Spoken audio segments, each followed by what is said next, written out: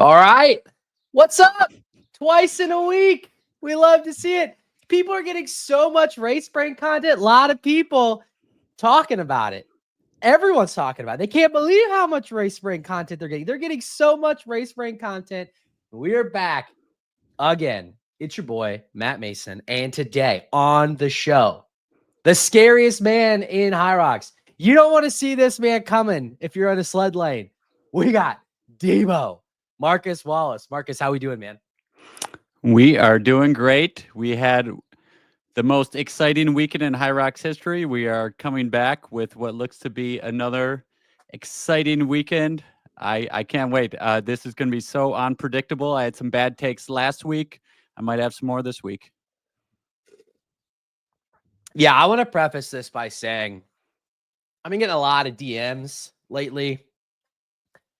Y'all, we're probably going to get some of these takes wrong. I don't think that Marcus nor I think that we're always right. But you know what? That's what keeps people coming back is the takes. And so we are likely going to mess this entire show up. Our predictions are probably going to be wildly inaccurate. But we do it for you all. And so I love the feedback. Keep it coming. Hit me in my Instagram DMs. Hit me in the YouTube comments. Shout out to the YouTube. Like and subscribe. Like us wherever you get your podcast. But yeah, we're probably going to get this wildly wrong. Start list is out and it is stacked, Marcus, men and women. This is going to be quite the race. I went through this morning when I woke up and made a list of the names that I recognized, just like quickly going through. And this is what I just wrote down on my iPhone notes. Luckily, we have the great Jack Bauer, who offers us the gold standard of Hyrox and all things hybrid results, who has pulled a formal list for us. But this is just what I saw this morning at 6 a.m. when I got up. These are some of the names: Austin Azar, Eugenio Bianchi, Charlie Bottrill, Alan Chow, Yannick Choppa, Mark Dean, Alphonse de Ruiz, the Spanish Rich Ryan, Sadiq Alfatori, Ollie Fricker, Thomas Fry, Florian Gass, Gabe Heck, Huge Hugo, Afan Humphreys, Richard Heineck, Sebastian Iverson, Grayson Kilgore, Tobias Lott is back, Thiago Lusa, Sean Noble, Tom Rogers, Ollie Russell, Peter Schiller, Lucas Storath, Ben Sutherland, Harry Thompson, Aaron Travers, Joffrey Voisin, Hide Wiersma, Jake Williamson. I can't even say Thierry's last name. Marcus, you can correct me later. Aaron Woodman, John Wynn. Are you kidding me, dude? Like, this could almost be an Elite 15 race in and of itself. Yes, and that is only the men. One thing I was looking at with the men, you always think, oh, what would a filter be if you want everyone in the first heat a time? Probably everyone under 65 and you'll fill up the first heat. This one, about 40 people in the first heat, all of them pretty much with PRs under 60 minutes. So that's the new standard in the sport. If you even want to be in the first heat of a last chance qualifier, you're going to have to be sub 60 minutes. We have guys under 60 minutes that are not in the first heat. And so actually I want to pose a question to you, Marcus, because I saw John Wynn's story the other day, and he made the point that when it comes to the last chance qualifier, you should not be able to win the last chance qualifier outside of the first heat. And I don't think this is a comment about the people not in the first heat. It was more so a comment to Hyrox, which is this is a race where technically time doesn't matter. It is about racing. However, they can't fully race because there are going to be people in later heats.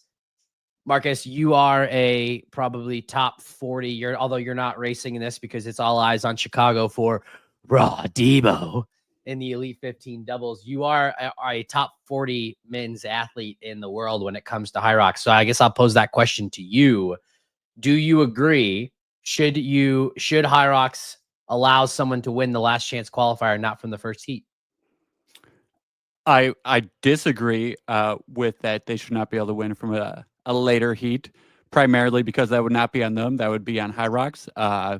I mean, you got to assume, yes, as an athlete, you come in, if they put you in that heat, I mean, you could campaign to get in the first one. If they don't put you in there, what are you going to do? So, yeah, you can only run what you're given. I mean, hopefully the judging is consistent throughout. But yeah, he does have a point. There's definitely many times where there are probably less eyes on those later heats. So, yeah, it's a little bit either way. I could see both ways. I actually do. I do agree with that. I do agree with that part of his assessment, which is they need to make sure that the judging is on point for every men's pro heat. He is not wrong. Typically, the first heat does attract the most attention from head judges. We do see it get a little bit softer later. So hopefully Hyrox is on top of that because we are talking about world spots on the line. Okay. On the women's side, these are some of the names that I wrote down from this morning. Let's see. Here we go. Sinead Bent, Alina Brower. You might know her as Alina Villeneuve. Aoife Faye, Maria Fetchik, Simone Feld, Jezebel Kramer, Tara Jackson, although I'm pretty sure Tara's racing Atlanta, not Last Chance Qualifier. Jana Liebenstedt, Camila Massa, Rebecca Nather, Viola Oberlander, Zara Piergiani, Lena Putters, Chris Rogloski, Jade Skillen, Tanya Straw, Jess Towle, Margo Vanden Linden Loof, and your 2024 and 2025 CrossFit Open champion, coming back home to where it all began in Hyrox, Miriam von Rohr. Again, this is nuts. Yes, definitely. Maybe not as many as the men, but there's at least 20 or 30 names on there. For the guys, we have like 40 or 50 that really yeah, but let's just go by Elite 15. People that have raced in Elite 15. Alina, Maria. Has Simone raced an Elite 15 race? I actually don't remember. I do not know, but close if not. Jezebel Kramer, Jana Liebenstedt, Camila Massa, Rebecca Nather, Viola Oberlander, Zara Piergiani, Lena Putters, Chris Rogloski, Jade Skillen, Tanya Straw, Jess Toll, Miriam von Rohr. That is 10 plus women that have raced in the Elite 15 before. So I'll ask you this question, Marcus. We thought the Last Chance Qualifier last year was awesome, but we got 2 of them. I think, regardless of the qualification system for the Hyrox majors, I think that Hyrox finally got the Last Chance Qualifier right in year 2. This is going to be the most exciting race, I think, all year, even probably more so than the majors, just for the sheer fact of what's on the line. We are going to see legitimate Elite 15 athletes. Someone is going to miss out. Yes. So I guess the question is this how we want it to happen going forward? I think this is great. I mean, if anything, there should be more spots in this. Last year, if you remember, they had the 2 qualifiers last year, and in Cologne there was only the 1 spot available, which I think took away a little bit of the excitement. Racing for at least 3 spots, there's going to be so much movement there.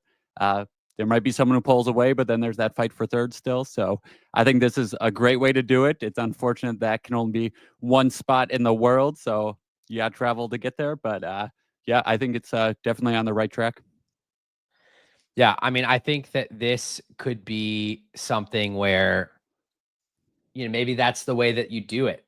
Maybe you do for majors, maybe instead of top 3, maybe it's just top 2, and you get 8 people out of the majors, and then you let 7 people race their way in, and then it's best of both worlds because you can race your way in, but you still have the major qualification system.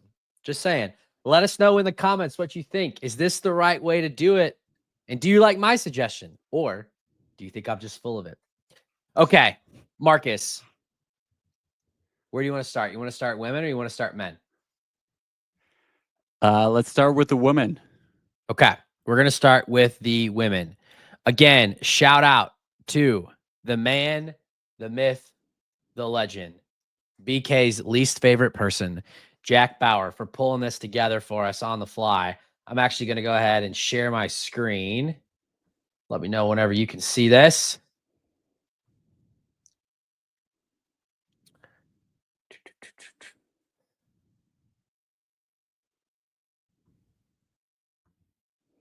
Should I fill the silence with anything? Here we go. Here we go. All right. Jack has put this together for us. Can you see this okay, Marcus? Yes, I can. I have it up on my end as well. Okay.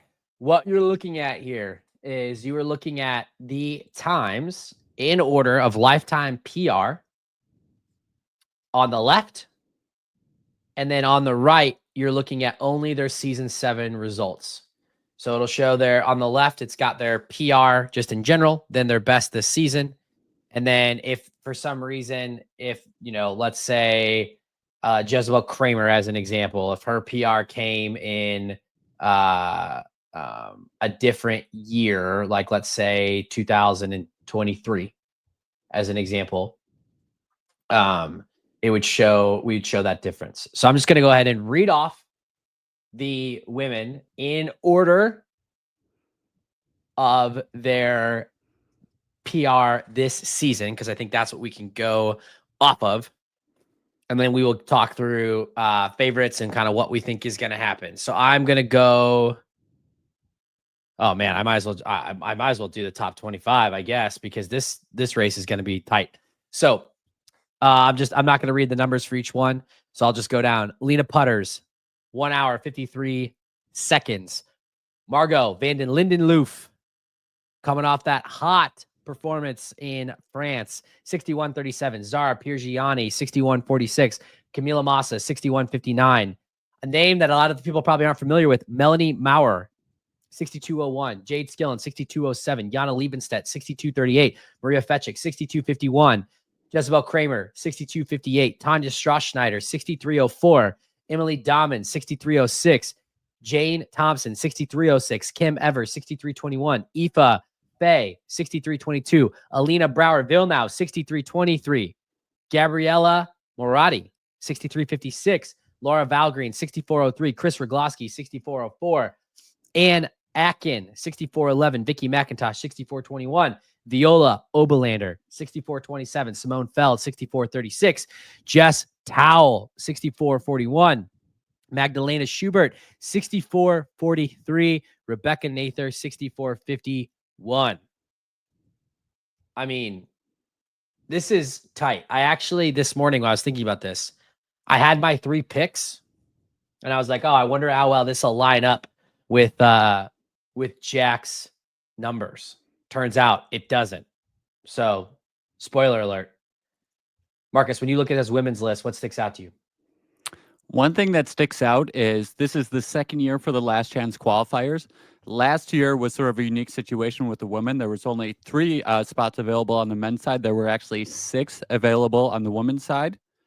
And of those 6 that qualified through the Last Chance Qualifier last year, 4 of them are in this race.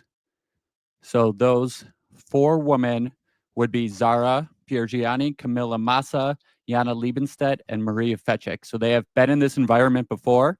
They have experience racing versus time trialing, which is what this will be. So that is definitely a standout for me currently, the experience they have coming in. Yeah. I mean, if you were just to look at the names, maybe this will be a fun exercise. If you were just to look at the names and not the times, who would be your top 3? And I'll start since I'm putting you on the spot. If I just was looking at the names and not considering times, I would say Viola, Zara, Camila. I would agree with that as a top 3. Yes, definitely well known within the community. They've been in the big races before. They've proven themselves. But yes, there's definitely a lot of fast ladies who have come up recently. Yeah. And there's a couple of things that need to be taken in consideration. For the season, Viola would be ranked 21st coming into this. However, this has not been the season that Viola has wanted. She was sick I believe she missed Amsterdam. And then I believe I think she was injured leading up to Hong Kong. Yeah, I believe that's right, because she didn't, Hong Kong did not go the way that she wanted. And then, Vegas, I think she was fresh back from an injury and didn't quite go the way that she had anticipated there either. So it just hasn't really been the season that she's wanted.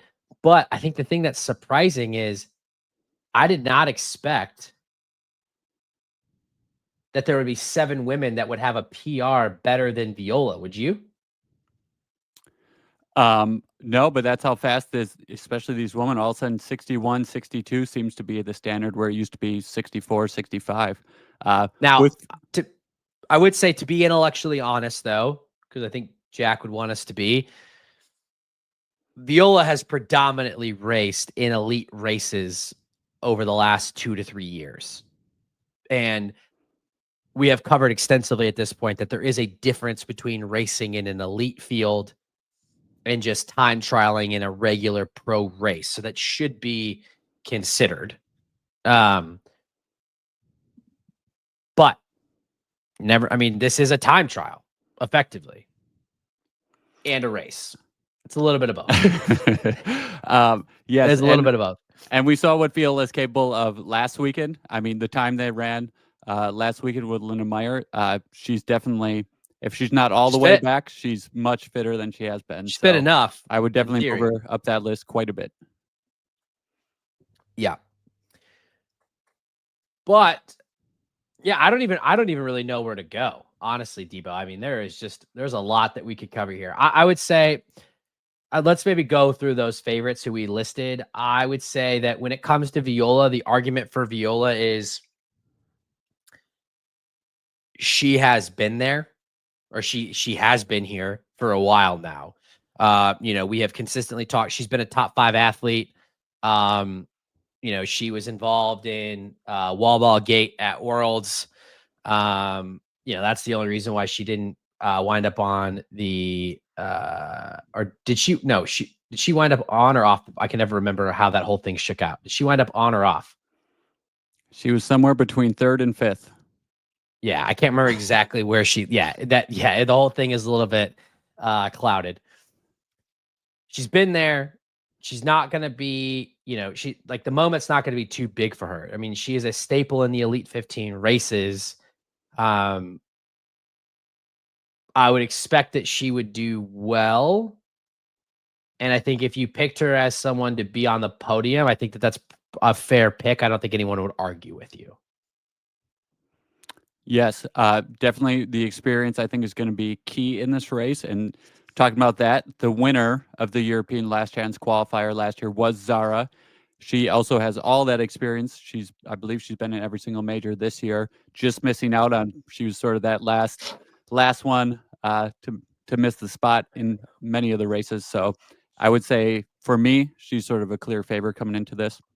Yeah, agreed. Yeah, so that's who I was going to go to next. So I think Zara, for me, no matter, not to skip ahead, but I think I can't leave Zara off. Like you said, she's a little bit unfortunate to be the last. If this was March Madness, she's the first person out. And she can race, right? Like this is a race first and foremost. We know that her back half is incredibly strong. She's likely going to eat people up. She just ran a race on a pretty tough course that I think that we put through Jack's butt, and it was slow. And she didn't taper into it. She used it as a training run and did pretty well. I know from Anthony Parasini was DMing me yesterday. He's pretty high on her fitness right now, and he's her coach, and he knows, he knows where she's at better than anyone. So I would say that, I'm actually kind of a little bit surprised that Zara, I think I picked her a couple times in the draft. I'm a little bit surprised that she didn't get in already. That just shows you how strong the women's field has been this year. But she's gonna be right there, and I don't think you could count her out. Then The third favorite, just looking at the names, would be Camila Massa. Again, Camila has been very open that this has not been the season that she's wanted. She's been battling various injuries, health issues. She seems to be back. I mean, by her own admission, I think on her Instagram, she is back. She feels healthy. She's excited. She just ran her first ever sub 60 time this past week down in Miami. She was supposed to race doubles with Meg. That obviously didn't happen. It was a good confidence booster for her. And honestly, like, I like Camila here because Camila is someone who just seems to do the best when her back is against the wall. When people doubt her or, have kind of written her off, she seems to always surge ahead. I mean, she won that last chance qualifier last year in Anaheim in dominating fashion. We know that she's got the skill set. She's one of the strongest athletes out there. Seems like her running has come along, and so you'd be hard pressed to bet against Camila here. Yes, I think last weekend for me showed that she has been working that running, especially going sub 60, open or pro. It doesn't matter. You got to be running fast for that. You have to run. Couple that with everything she's done in the past. Yeah, I think that shows the improvement, and hopefully she's back. Hopefully she's able to grab one of these spots. Yeah. All right, let's talk through some of these other athletes who people might not suspect.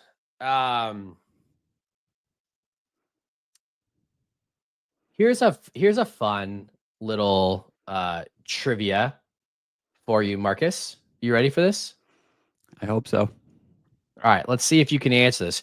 Race brain teaser of the fastest women in the world.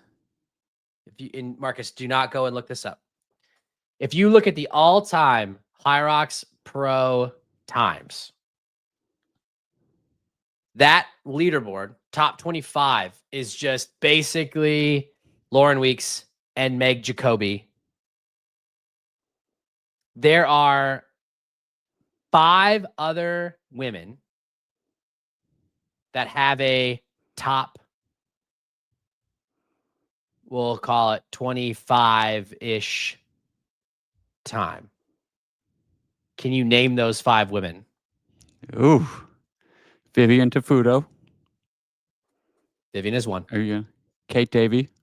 Although technically, per the results, it doesn't count because it was an elite race. But I'll give that to you because you're not wrong. No. This is a bad question. No. It's fine. I know it the doesn't Hyrox, actually change. I know the Hyrox times do not show the elite; they only show pro. It doesn't actually change. It doesn't change it though because it's the same people. So Vivian, Kate Davey, Lena Putters. It's Lena. There are other people, Linda, and Michaela Norman, but Lena Putters. We'll I don't know. We'll go with Putters. Lena Putters. 26 on the literally ranked 26 on the all-time Hyrox Pro times. Yes, so she has had quite a season. She really pushed hard to get in those early season majors. Got injured, unfortunately, like days before. I believe it was Hong Kong she got in there. I believe she may have even made the trip there. So she came back from that injury, and that most recent time was just from her last race. So she's clearly back. That was in Cologne. Her recent PR, 1 hour, 53 seconds. So of the not established names in the field, I think she's definitely on the come up. Yeah. She races in that. I think she just turned 25. Because if you look, all of her results are in the 16 to 24 category, including Hamburg earlier this year, and then Cologne. She switched to 25, 29. And in case you don't think that Cologne course is legit for whatever reason, in Hamburg she ran a 61:14 and then followed it up with a 60:53. I think the thing for Lena is, Marcus, she can run. Her average lap in Cologne was a 3:41. I saw her post a story on Instagram the other day with some of her running splits, and I thought she would be a great running partner for me, trying to keep up with her. Hey, a lot of people asking if Deebo's going to get into mixed doubles next year. Maybe got to put it out there. Yeah. I'm looking for a partner. Deebo and Lena. Yeah, she can run. And so, I mean, I think that this is someone who you got to watch out for. The question will be, and I think I'm going to preface this by saying this is going to be the question for all of these women, not just Lena. So this is not a comment about Lena specifically. But the question would be, will the moment be too big? Because that is an element of this. Like, this isn't just a local race, right? Like, we all know the feeling and the pressure of just lining up your local race, but there's a lot of pressure here. I will say though, she did finish 10th overall in the pro women category in Nice last year in the age group race. So that is worth something. It's not exactly the same as the Last Chance Qualifier, but it is high stakes. She has been there before. So, what happens when she goes toe-to-toe with some of these other names? Yes. And at the same time, it is a very important race, but it is ran similar to a normal race, as in there's not only 15 people on the course. It is going to be a normal wave of 40 going off. So there's some familiarity with that, at least. Yeah, for sure. Okay. The next name, a newcomer to the pro circuit. She's already punched her ticket with her sister to the Elite 15 doubles. And that would be none other than Margo van den Linden Loof with the 61.37. And actually, that 61.37, from what I can tell, is the only pro singles race that she's run. She's basically exclusively raced with her sister. She did race in Amsterdam in 2022 as a solo, and then she raced in Paris last year as a solo. And then her first pro race was in Maastricht, the 61.36. To me, this is a dark horse. Again, if you believe that momentum is a thing, she's got to be riding high off of the Paris race with her sister. She's already run a 61 mid, which is a very, very fast time on the women's circuit. And that's the only pro race that she's ever done, Marcus. And a lot of times people improve in that second race. Now, again, could be, is the moment going to be too big? But again, this is someone who, got second in the world last year in the in the doubles race with her sister. So again, she has raced big races, or at least, and she just raced a big race this last weekend. Yes, and in that big race, she did qualify. So she's coming into this race knowing I already got a elite ticket punch for Chicago, which I think gives you a little more confidence that maybe you can. It takes the pressure off too. Yes, confidence, pressure off. So I think she's in a really good spot. Yeah, she could get after it. The next name, and I do apologize because I don't know much about her, would be Melanie Ma, Swedish athlete. Seems like she's new to she's new to Hyrox. Yeah, her third race, I believe, right? She ran 62.01. She's only raced 3 times. She raced Poznan 2024, 107.53. St. Gallen, I don't even know where that is, 65.32. So she improved by 2.5 minutes. And then she just raced Warsaw, where she ran a 62.01. Do we know anything about this athlete, Marcus? I really do not. And as I was looking through, there's also 2 other similar athletes. Kim Evers, who has run a 103.21. She's U24. Oh my God. And she's Marcus, I found her. This is crazy. Okay, I take this back. Melanie Ma is a professional endurance athlete and coach. She is a 2-time world champion in the ITU duathlon. Marcus, this is a professional cyclist. We've seen many people with triathlon or strong cycling backgrounds come in and do very well. I mean, once they figure out the station. So if this is only her, what do we say? This will be her 4th race. She probably even has more improvements to be gonna made. Go ahead and throw her a follow on the IG. She's a sports scientist. Yeah, this is a legit professional athlete. So she's raced Ironman. Yeah, it says right here, Melanie Ma got her start in the duathlon, where she secured 2 world champ titles at Powerman Viborg and Powerman Zofingen, and middle and long distance duathlon. She switched over briefly to be focused on. Looks like she's done a few Ironman, including she took 2nd place and a 70.3. Looks like that might have been her best finish. I mean, this is a legit athlete. She rode for a professional team. And then she won the in 2022. She won the World Triathlon Long Distance Duathlon Championship after finishing 2nd in both 2018 and 2019. So if there are any questions on if these times are legit, the answer is yes. Yes, and even just looking, so she ran a 62:01 splits wise. Ski erg, she was a 4:41, generally pretty slow. Sled pull was a 4:43. So there's easy times where she can be shaving stuff off. Even wall balls, 3:59. A lot of the ladies are closer to 3:30 on that. So you can easily see almost 2 minutes there she could just shave off.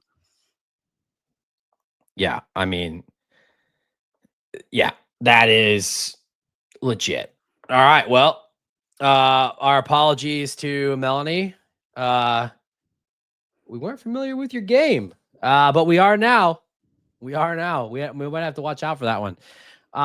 Okay, next up, Jade Skillen. I think this is a name that if you're in Hyrox, you know. She's a master trainer out of the UK. She has been racing on the elite circuit. She took 2nd in Nice last year in the age groups, 2nd overall, I should say.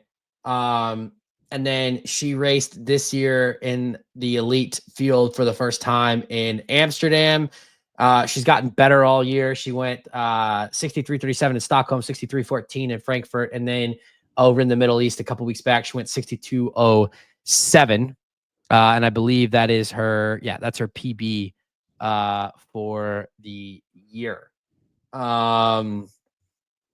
She came over to Vegas, I believe she pulled out with, I don't know if it was cramping or kind of something went wrong, but didn't have the race that she wanted. But I think you gotta watch out for Jade. She's had a strong year. Yeah, I know she's a great coach, and she seems to really know her body well, know what she's capable of. She seems to sort of lay in weight and then has a big race like she had that 62. So again, I think really it's a lot of people with a lot of experience in big races, and then we have these new names with great potential. So that's going to be sort of what we're looking at. Yeah. Yep. All right, Jana Liebenstedt. She's raced a lot this year. She actually raced. She raced in the elite race, and she was also, I think you called this out earlier, she was the Last Chance Qualifier athlete last year, getting her spot in Cologne. Then she raced in Nice. She took 13th with the 73.50. She came back this year, raced in Amsterdam with the 61.59, taking 8th place. Raced Hong Kong with the 68.41, 13th place. Let me just double check. That's the last time that we saw her. Oh, nope. She raced Glasgow as well. Took a 65.55, taking 13th.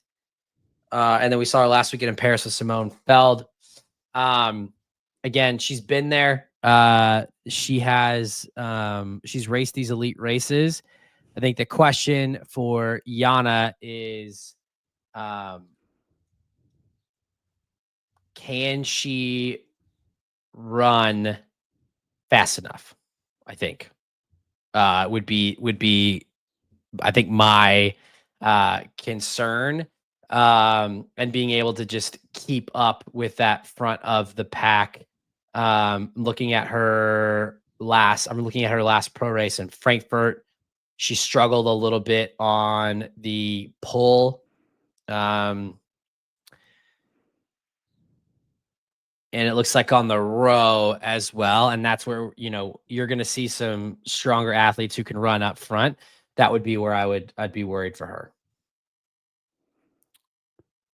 Yes, but at the same time, again, like you said, she came into the Last Chance Qualifier last year, put it all together, and grabbed that spot. So I think that experience in this environment is something that could push her forward.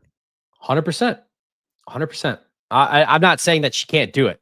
I think any of these women can do it. I think that's just, I do feel like we're going to have a kind of a front running pack of Viola, Camila, Zara.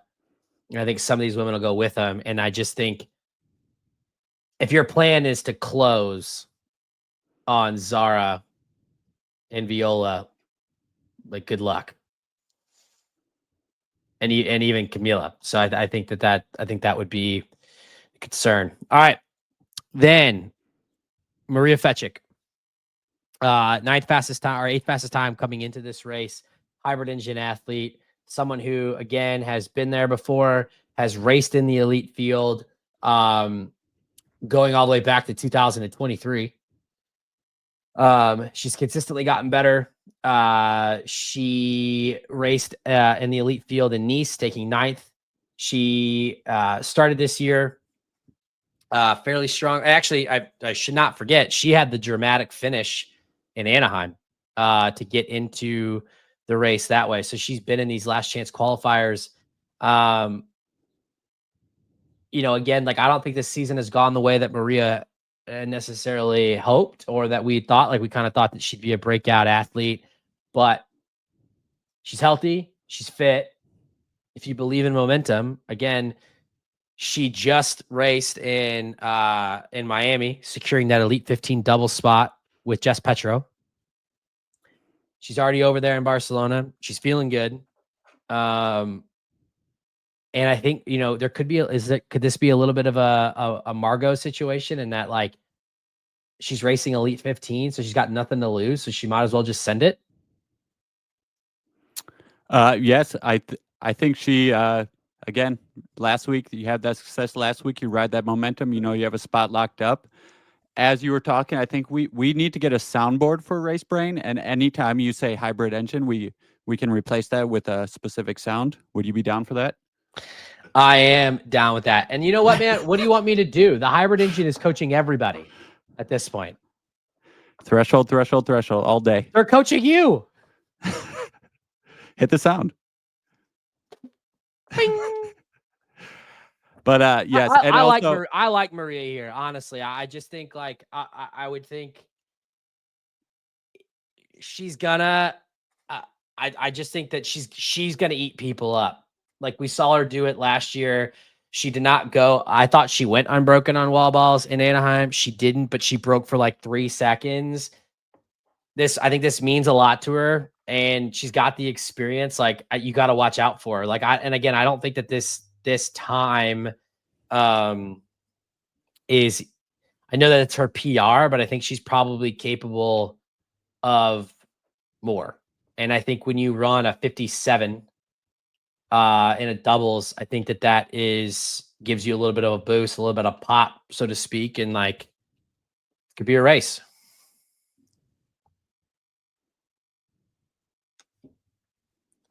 Deebo agrees.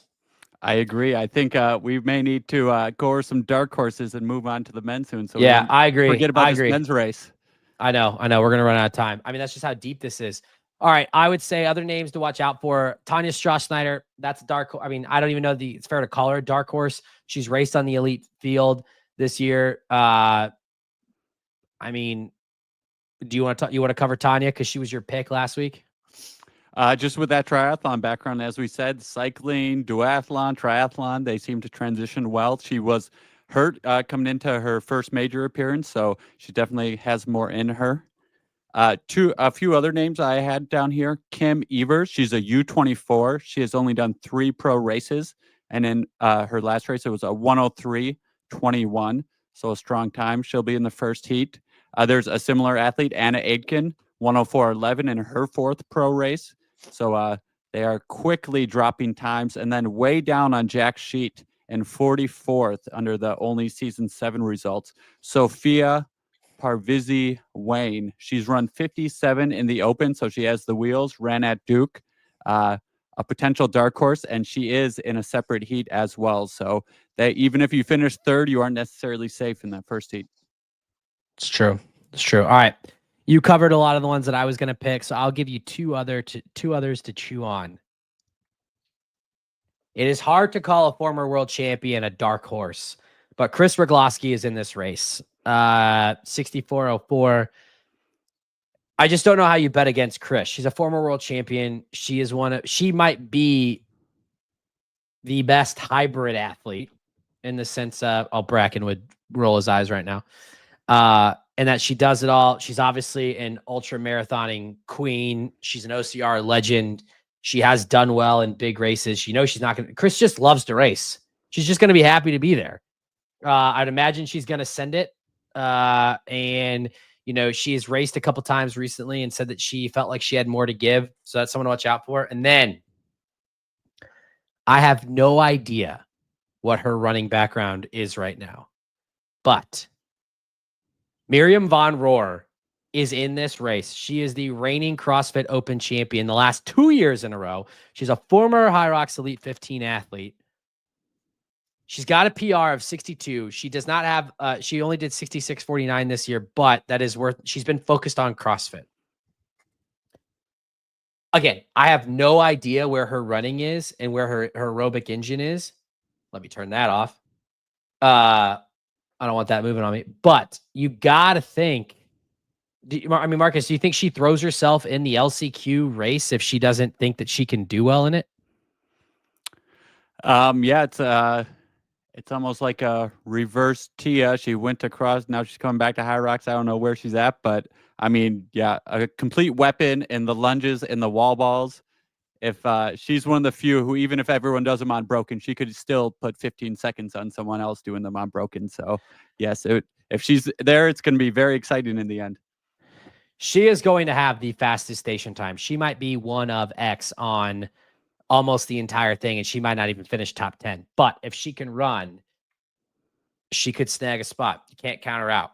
All right, I think we did it. On to the dudes. Let's me switch this over to the men. There's just too many names. There's just no way that we could even possibly do this. I am going to read off the top 25 this season, and then we will just get right into it, Marcus. 25 might be a little much. Fine, we'll go the top. Watch on YouTube, people. You can see the whole list. We'll go top 15. Sean Noble, 55.30. Yannick Choppa, 56.19. Offen Humphreys is 56.20. Jonathan Wynn, 56.40. Sebastian Iverson, 56.58. Tobias Lott, 56.52. Geoffrey Wassine, 56.46. Danny Ray, 57.18. Harry Thompson, 57.21. Liam McCrory, 57.32. Jao Rosa de Amida, 57.40. Gabe Heck, 57.43. Sadiq Alfatori, 57.38. Charlie Bottrill, 57.47. And in 15th, Keith Ardenberg, 57.51. And that leaves some big names out of this. Marcus, your top 3 favorites, go.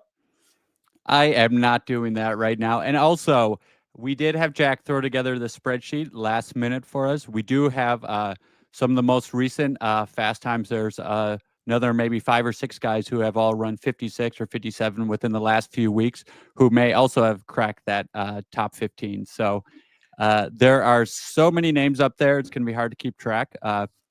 I'll give you the favorites. If you weren't looking at times, the favorites in this race are the Irishman, Sean Noble, the German, Yannick Choppa, and the Aussie living in Spain, John Wynn. You got to agree, those have to be the favorites. Fan favorites, race favorites. What are we talking about? I said if you just looked at the names and you weren't looking at the times. Just the name. John Wynn has not missed an elite race in over 2 years. Yannick Choppa has not, I believe, has been in every one this season. I think if you aren't going to include a former world record holder and world champ in Tobias Lott, Okay, listen, missing I out didn't, there. which that reminds me, we did not pick our 3 for the women, but we will pick 3 for the men. Or maybe we'll circle back to the women at the very end if we have time. I agree with you that Toby is got to be on here, but I'm just saying if you didn't know any better and you just looked at the names. All right, give me your breakdown, Deebo. Yeah, I really think so. Last year, we came into these races, Last Chance, and all of us were thinking, oh, there's going to be all these new names that pop up, people that haven't got their shot. And then it was Lucas Storath, John Wynn, and James Kelly. So established names, people who had been in the majors. So it's really this year, I'm looking at, is it going to be the same way? People who were in the majors but just missed out? Or are we going to have some of these brand new people pop in there and grab some of the spots? Yeah, I mean, I think the fastest time this year is worth calling out, Sean Noble. I think the question is going to be when what I don't know is I actually haven't even seen. Have you seen a confirmation that he's racing? Yes, he is. I saw he was in the middle of his weight cut. Okay. All right. So Sean is racing. A little bit of a surprise. And I only say a surprise because I think he actually was the one who said that the damage that he took in that race in Glasgow to ultimately, everyone knows at this point, if you listen to Race Brain, you know what happened. But the damage that he took to that ankle, like, will he be able to run? Now, that being said, he did do it in Glasgow. So, got to think he's probably fine. If you are looking at YouTube, you do see that Tomash is on here listed a second. I would imagine that Tomash is just racing just to get a stimulus. He's in. So, this And he doesn't is affect you. yes, in a later Yeah. heat as well. So Yeah. So, how about this? Before we start to break down the dudes, what would you put the percentage odds? What percent chance do you think someone gets onto the podium from a later heat? Because we got some dogs in later heats. let's see, who are some of the big names? I would say there is a 10% chance a later heat has someone up there. I like it. So you're saying there's a chance. There's definitely a chance. Just looking, I mean, Liam McCrory, 57.32. He's, as of now, going at 8:20. Seems like something they might want to get fixed up before the race starts. Yeah, I mean, I don't even know where to go here, Deebo. I mean, there's so many names that we could talk about. We only read off the top 15, but some other notable names on here that are in this race: Eugenio Bianchi, Elite 15 athlete; Lucas Storath, Jake Williamson. I mean, this race is just loaded. I mean, my mind's kind of like melting down. I think we talked about Sean. I got to think that Yannick has to be a prohibitive favorite here too, just given the fact that he has one of the fastest times. He's got the experience. He's been close. I think I don't remember what race it was, but there was one elite race where he was just out. Or maybe I'm just completely wrong on that.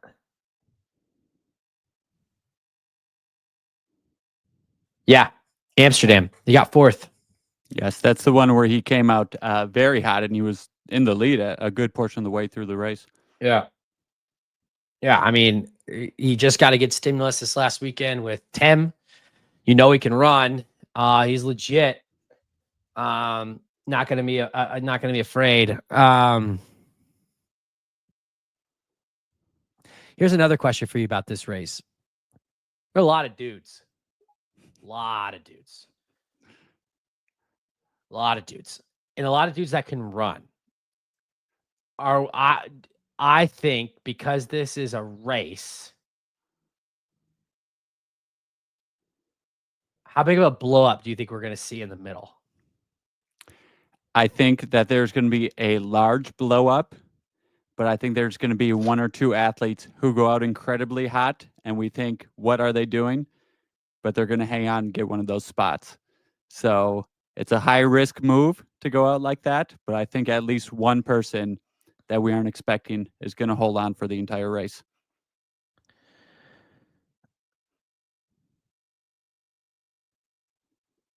I would agree. I think that that's almost a guarantee. I mean, someone's gonna out of all these people, someone's gonna hold on.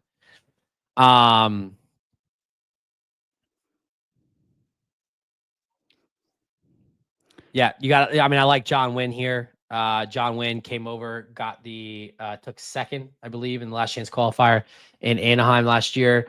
Again, has been a bit unlucky in the sense of, he's been in all of these elite races.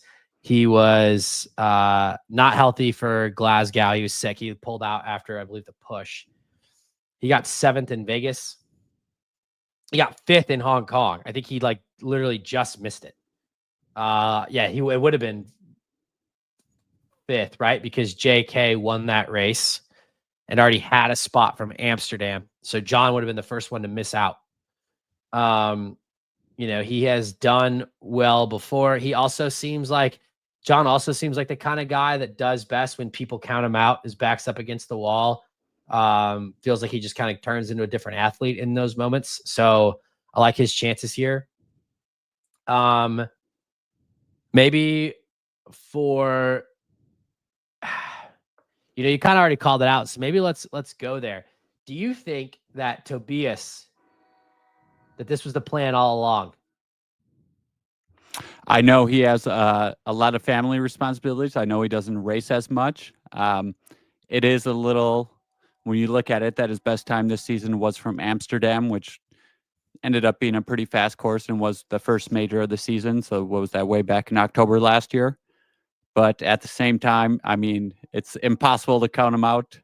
It was just 2 years ago he got third, beat out Kent for that podium spot. So he, if he's it was in also a race, just last year that he got called up the day of and ran a 58:59 for 6th.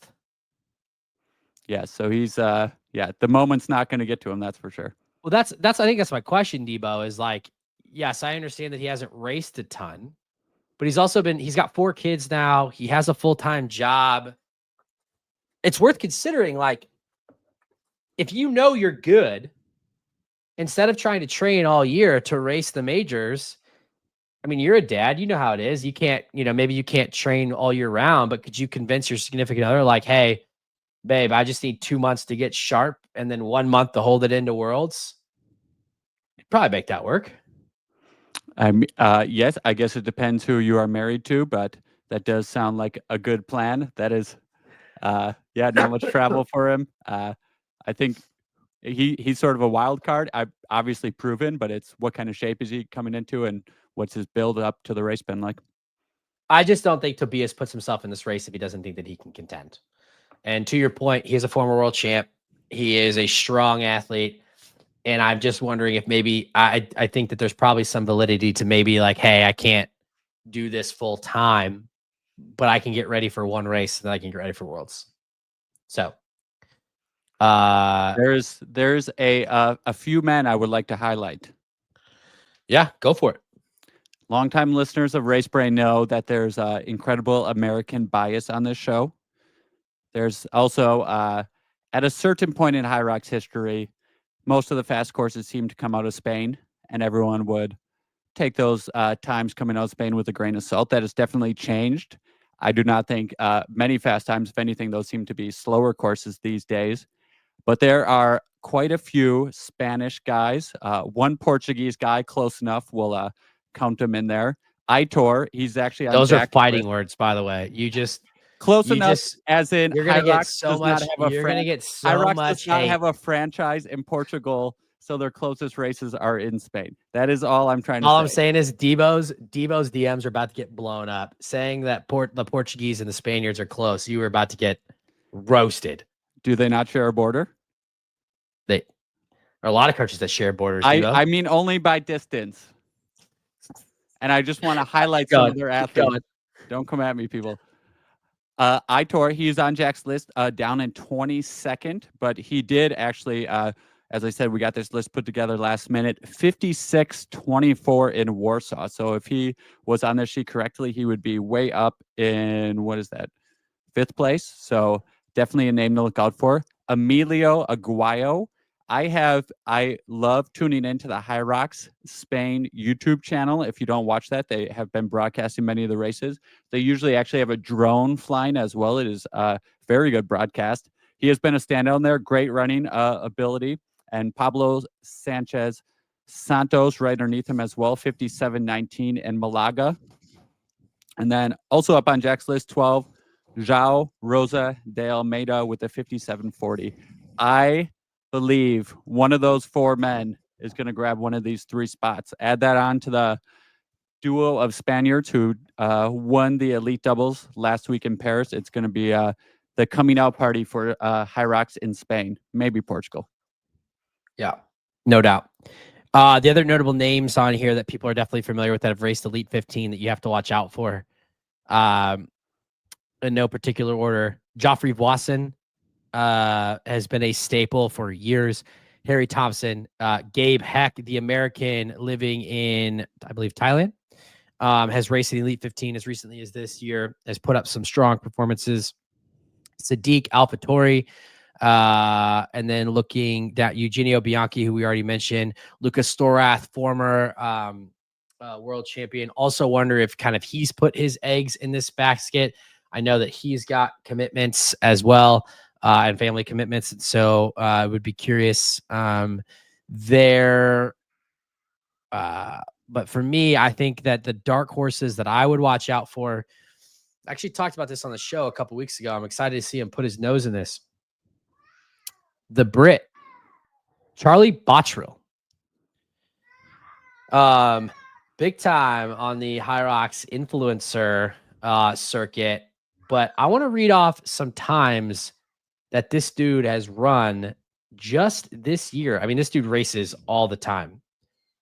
So that's one thing. But in Katowice, he ran a 63.19. Then in Rotterdam, he ran a 57.45 in the pro. Then in Rotterdam, he ran a 54.55 in the open. He ran a 53.4. This is the weekend that I think he raced 4 times, because I think he also did a relay. Then he ran a 53.49 in the doubles. Glasgow, he ran a 58.08 in the pro men. Then he ran a 53.02 mixed doubles with Lucy Proctor. And then in DC, he beat out Dylan Scott and David Megita in the doubles with a 50.04. But the day before that, he took second only to Dylan Scott with a 54.19. Deebo, this dude has wheels. He's young. He competes in the 16 to 24 age group category. And all I'm saying is like one pro race on a weekend, that's light work for this dude. Yes, and he with his wheels, he's also one of the guys. I would say the younger you are, the better chance you have to go out fast, but actually hang on the entire race against all odds. So I think he's someone, maybe he goes out hot, tries to stick with it, and he just carries it all the way to the end. Yeah, no doubt. Other person to watch out for, dark horse, friend of the show and American, Grayson Kilgore.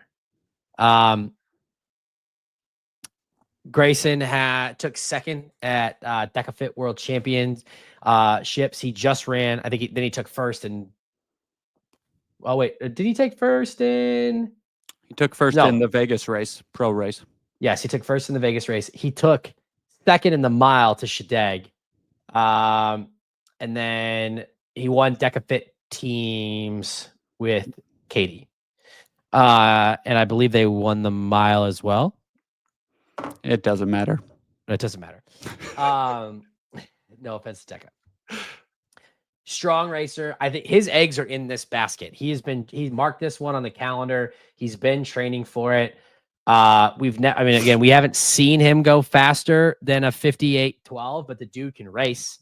He is a racer, and he'll stick his nose in it, and I don't think he's afraid to hurt. So that's a dark horse to watch out for.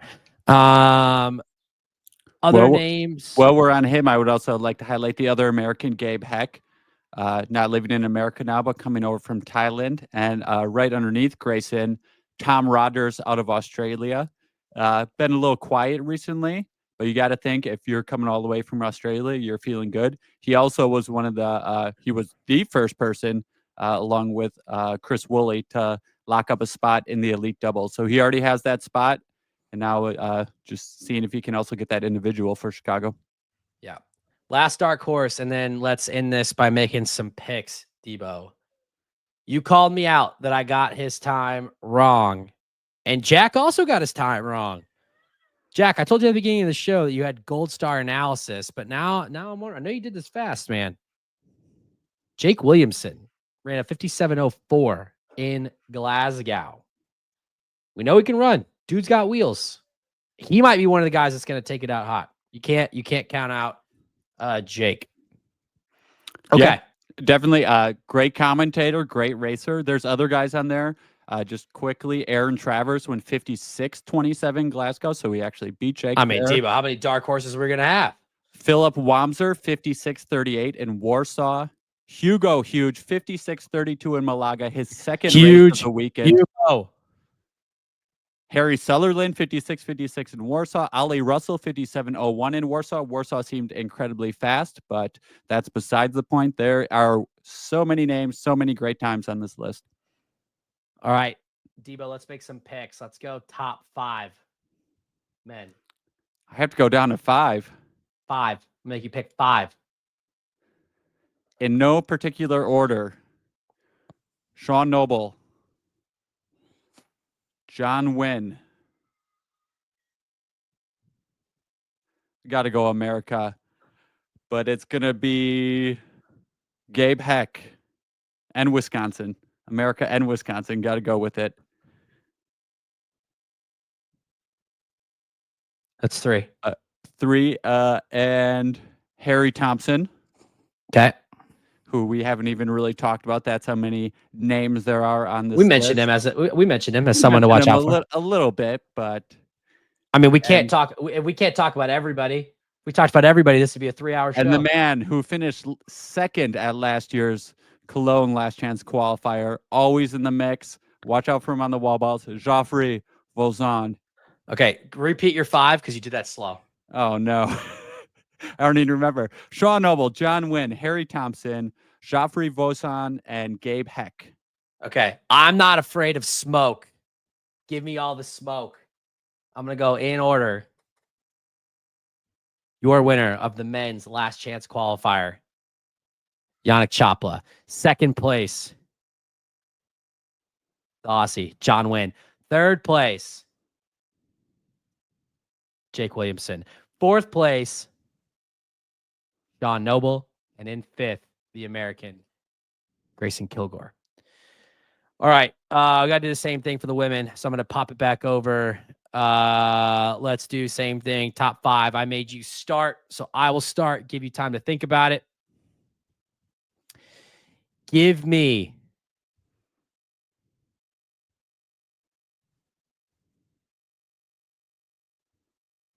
winning the women's Last Chance Qualifier in Barcelona, Zara Piergiani. In 2nd, give me Lena Putters. In 3rd place,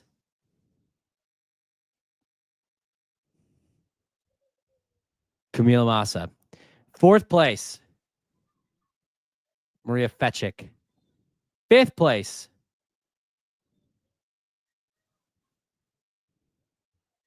Melanie Ma. Incredibly deep field. As we are saying these names, I'm thinking I could get 0 of these names right. I could maybe get 3. I don't see myself getting more than 3 of them correct, but I'm going to give it a go. Lena Putters. I said at the beginning of the show, we're not clairvoyant. We don't know what's going to happen. We're here for the takes. Lena Putters, Zara Piergiani, Maria Fetchik, Camila Massa, Viola Oberlander. Oh my God, I forgot about Viola down at 21. You can't go back. Ah! Okay. Please don't yell in the mic, sir. That just shows you how deep the field is. I just didn't even see Viola sitting at 21. That just shows you how many names are on both of these. I'm sorry, I'm taking it back. Give me Viola, Zara, Camila. I'm not willing to put an order on that. I'm not. And then to round out the top 5, Lena and Maria. And I'm not willing to put an order. I don't know. I said it with confidence the first time because I said I wanted all the smoke, and then I missed one of the obvious names on there. All right, Deebo. Anything can happen. And for those viewing, this is interesting. They're doing both races pretty much back to back on Saturday. It will be in the evening there. Hopefully we get some coverage. And they are taking a bit of a break before the women's race and then kicking off the women's waves. Same thing, a bit of a break before the men's waves and then kicking them off. So hopefully the track's not too crowded because these are going to be great races. And yeah, hopefully there's a good way for us to watch them. Yeah. All right, Deebo, final thoughts. I really think it's just who's going to come out on top this year. Like I said, last year was mostly established names, people who had been in the majors. I want to think it might change this year, but I also could see it just being all the people we already know just getting those spots now. Yeah, it's going to be a great weekend of racing. I really hope that someone streams it. Guaranteed we got this wrong. I'm going to say chances that somebody wins from a later heat, I'm going to go 15%. I'm going to take the over. But yeah, like and subscribe wherever you get your podcast. Race Brain community, we appreciate you. We out.